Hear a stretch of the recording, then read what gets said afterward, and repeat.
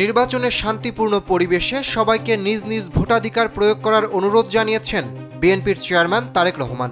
বৃহস্পতিবার সকালে সামাজিক যোগাযোগ মাধ্যম ফেসবুকে দেওয়া পোস্টে তিনি এ আহ্বান জানান।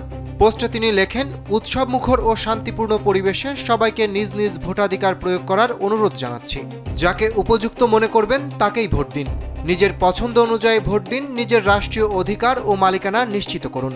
পোস্টে তারেক রহমান দেশের সাধারণ ভোটারদের ভোট কেন্দ্রে আসার আহ্বান জানিয়ে বলেন, আপনারা ভোট দিন এবং নির্বাচিত প্রার্থীদের দায়িত্ব অর্পণ করুন। স্যান্ডেলিনা সো, রূপচর্চায় আভিজাত্য। কাল থেকে সংসদ সদস্যরাই আপনাদের দায়িত্ব নেবেন এবং আপনাদের সেবায় নিয়োজিত থাকবেন ইনশাল্লাহ। ধানের শীষের বিজয়ী প্রতিটি প্রার্থী যেন সঠিকভাবে তাদের দায়িত্ব পালন করেন তা নিশ্চিত করার দায়িত্ব তিনি নেবেন। পোস্টে আরও লেখা হয়, জনগণের স্বতঃস্ফূর্ত অংশগ্রহণ ও ভালোবাসায় অবাধ ও সুষ্ঠু নির্বাচনে বিএনপির বিজয় ইনশাল্লাহ সুনিশ্চিত।